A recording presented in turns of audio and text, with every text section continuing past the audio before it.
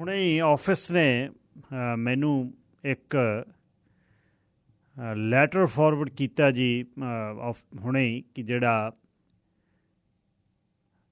Peer ਪੋਲੀਐਵ ਵੱਲੋਂ ਹੈ leader of official opposition ਵੱਲੋਂ ਅਮਰਾਲ ਗੈਬਰਾ ਨੂੰ ਲਿਖਿਆ ਹੋਇਆ direct flights between Punjab and Canadian cities.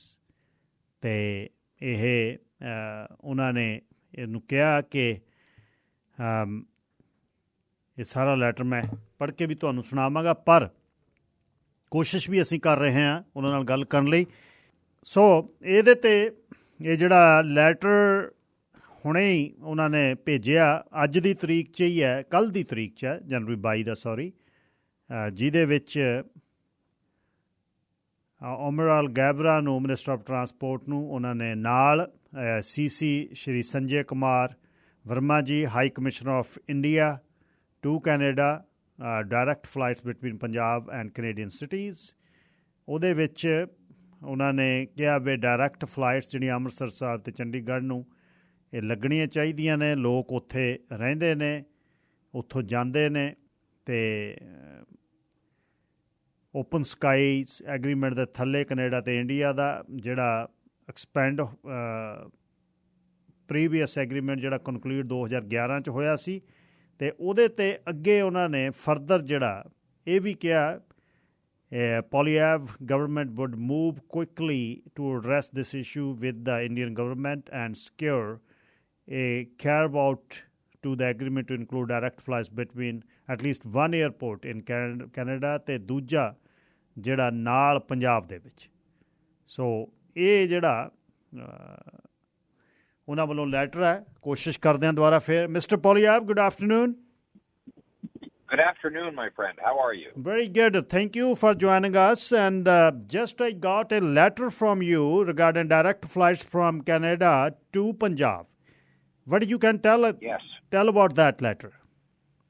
Well, thank you very much, Harjit. As you know, you've brought to my attention the problem that there are no direct flights to Amritsar from Canada, and that means that the million-plus Canadians of Punjabi origin have a much more cumbersome trip to get from Vancouver or Toronto to visit family back in India. Recently, the federal government signed an open skies agreement with India, which is fine. We already had one. They just renewed it. But the Trudeau government failed. They failed to include direct flights to a Punjabi destination. And that is why today I wrote the Minister of Transportation, Minister Al Gabra, asking him to correct his failure and to renegotiate an amendment to the Open Skies Agreement to allow for direct flights to the state of Punjab among the other cities that are already designated. So a Poilievre government will work with the Indian government to get a direct flight.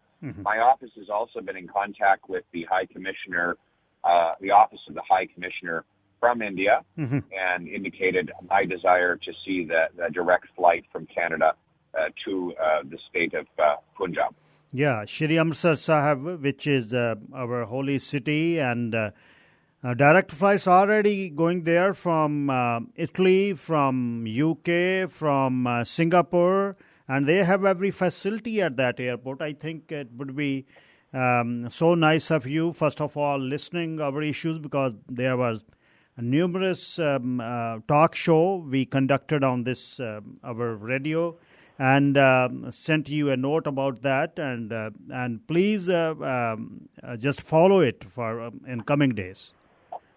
Yes, we'll be fighting hard and putting pressure on the Trudeau government to correct its failure. The Trudeau government has tried to blame India for this. I have seen no evidence that India is a problem in this particular instance.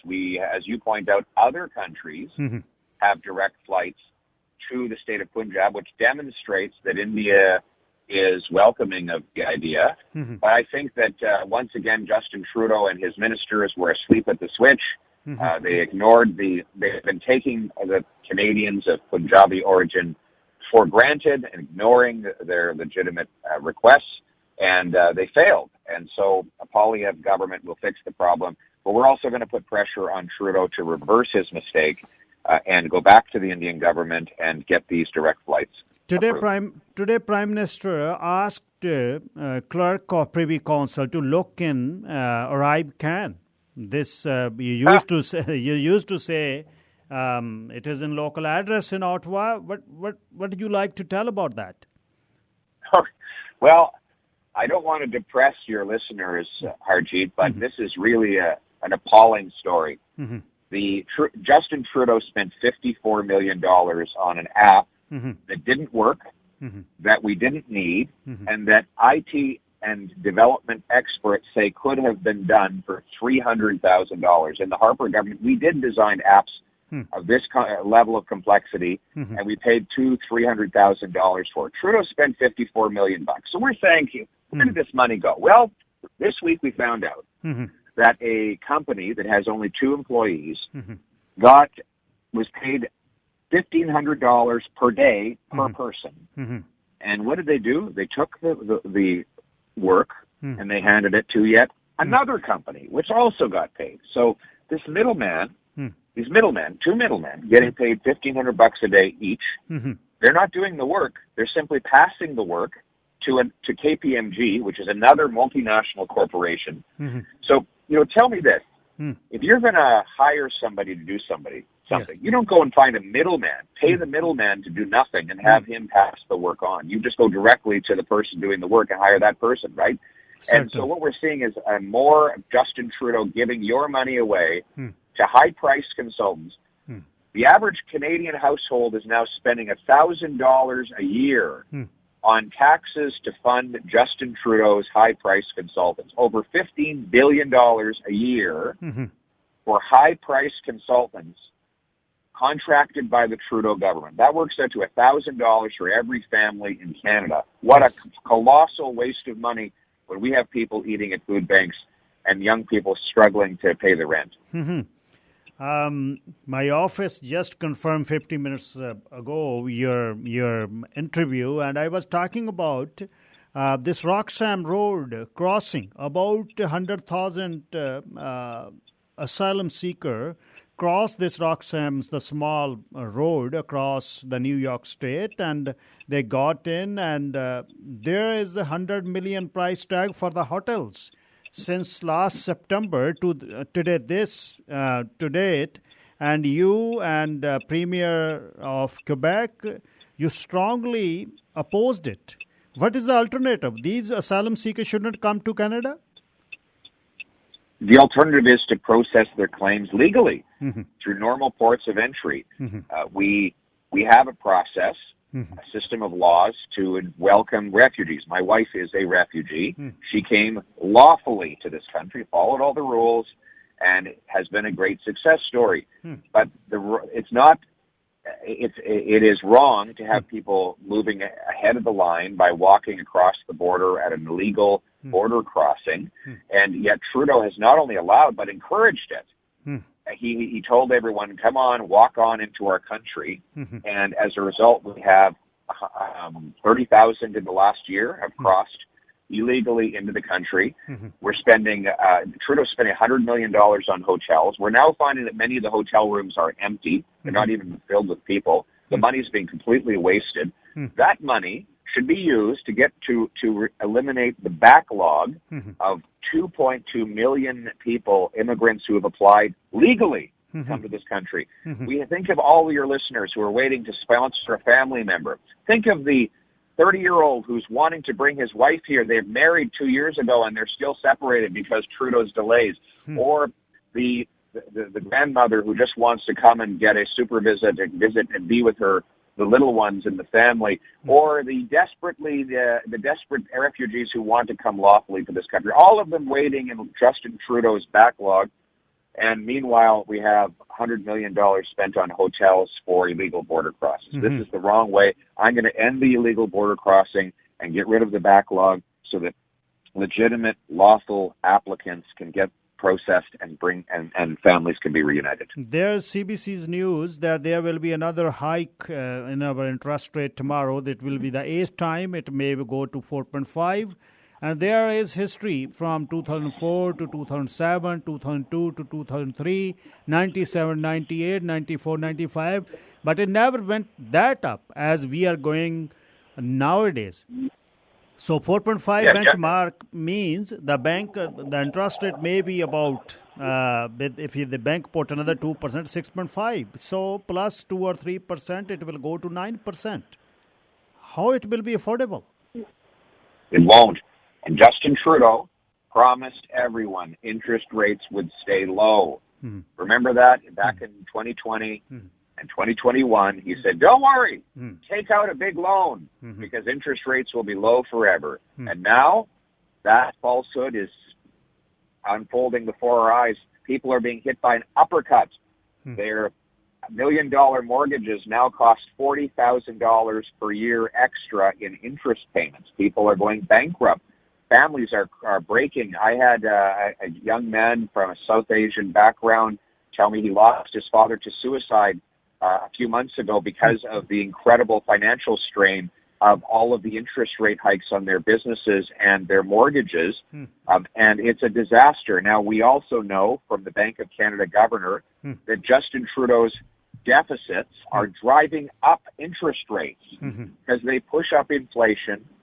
And that means that interest rates have to rise. We have to get rid of the deficit to bring down inflation and interest rates.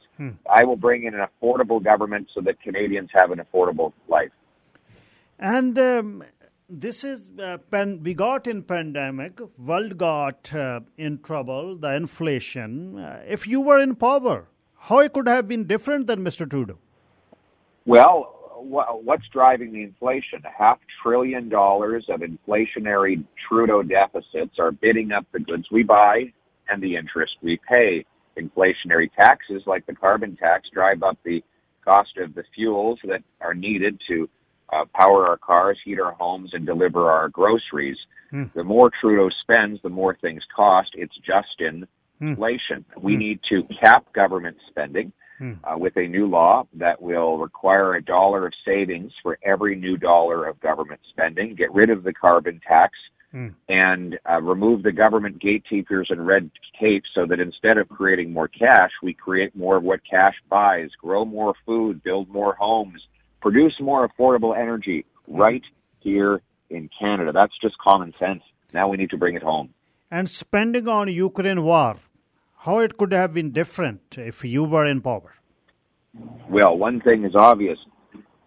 Putin is powering his war with natural gas revenue. All of Western Europe relies on Putin for natural gas. Then he sells the gas, they pay him, he funds the war. Why? Because Canada is refusing to export its 1,300 trillion cubic feet of natural gas. We have it right here in Canada. But Trudeau refuses to export it because of his extremist environmental agenda. He has said no to Japan and no to Germany. In 7 years, Trudeau hasn't completed a single natural gas project in Canada. I'm going to remove Trudeau's anti-energy laws, approve natural resource projects. We're going to liquefy natural gas in Newfoundland, New Brunswick, British Columbia, and I hope even in Quebec. And then we're going to put it on a ship, send it to Europe to break the European dependence on Putin and turn dollars for dictators into paychecks for our people in this country.